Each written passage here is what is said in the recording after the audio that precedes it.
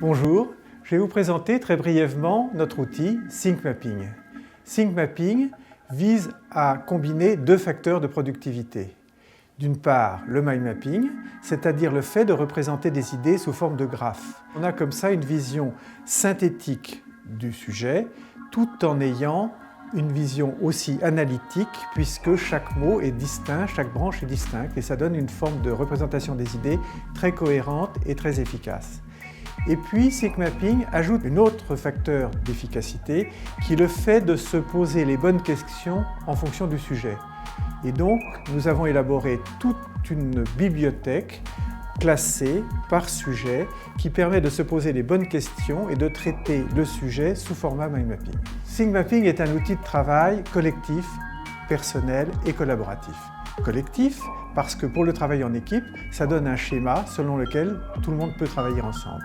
Personnel parce qu'on a, en fonction des tâches, on a les maps qu'il faut et on sait comment faire. Et collaboratif parce qu'on peut travailler avec partage d'écran à distance. Prenons un exemple concret, la recherche d'emploi. SyncMapping apporte des outils pour aller de A à Z, c'est-à-dire pour commencer par savoir en quoi on est bon, comment on est bon, dans quelle situation on est bon, et être capable de le faire savoir, jusqu'à l'objectif final qui est de réussir complètement ces entretiens d'embauche. Prenons un cas concret dans la recherche d'emploi avec Benjamin.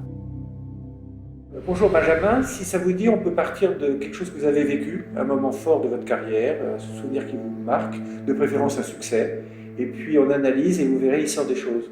On pourrait peut-être prendre le passage à l'euro en 2002, dans l'entreprise où j'ai débuté, comme base pour notre échange. Ah oui, très bien, oui. Je vous décris l'entreprise Oui, c'est comme ça qu'on commence, puis après on voit. D'accord. Alors, c'était une entreprise qui gérait en fait un parc de distributeurs de boissons.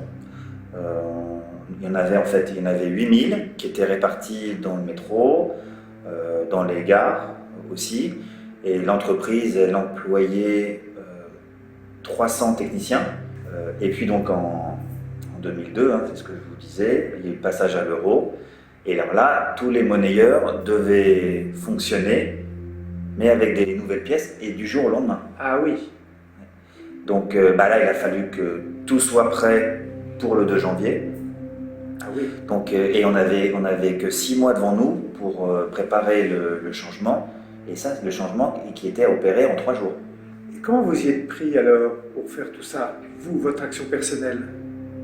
J'ai d'abord étudié les modifications à apporter à chaque logiciel pour les adapter à la nouvelle monnaie.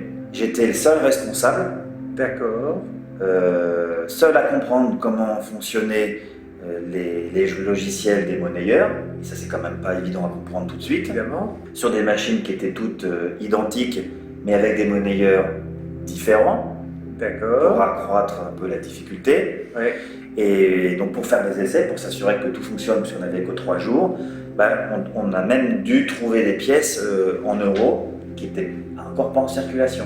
D'accord, donc c'était un très gros chantier, oui. Un chantier énorme. Pour ça, c'est vous qui aviez précisé pour chaque technicien ce qu'il devait faire? Oui, on leur avait donné des fiches techniques précises, en leur indiquant ce qu'il fallait faire, et aussi pour l'assistance téléphonique. Quand vous dites on, c'est vous? Oui, j'avais tout. D'accord. C'est moi qui ai tout mis en place.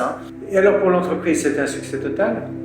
C'est succès quasi total là. Parce que le 2 janvier, 90% des monnayeurs étaient branchés. D'accord. Le reste dans la semaine, les 10% restants dans la semaine. Donc il n'y a pas eu de pépin, quoi. Aucun pépin. Deuxième aussi, quand on parle de succès, c'est qu'on n'a perdu aucun client. D'accord, tout le monde était content. Tout le monde était content. Donc ça, c'est quand même à titre personnel, une bonne satisfaction. Bien sûr. Et puis surtout, troisième aussi motif de satisfaction, c'est que mon patron était très satisfait. Mais alors pour vous, qu'est-ce que ça a donné? Vous avez eu une prime, vous avez une promotion, vous avez des félicitations, on a fait un grand pot, qu'est-ce qui s'est passé? Non, j'ai pas eu de prime, mais je suis passé cadre. Ah oui, donc ça vaut toutes les primes. Oui, et puis s'il avait fallu travailler 2 fois plus, je l'aurais également fait. Ah oui, c'est le moment où vous êtes réalisé, quoi. Complètement. Je vous rappelle qu'avant, j'étais qu'un support. Ah oui. Donc pour moi, passer cadre, je peux le dire, c'est un vrai, quand même, motif de fierté. Ah oui. J'étais reconnu, quoi. Bien sûr. Donc c'est à ce moment-là que vous êtes devenu un manager. Ouais. Quelque part, oui, c'est ce qu'on peut voir comme ça, oui.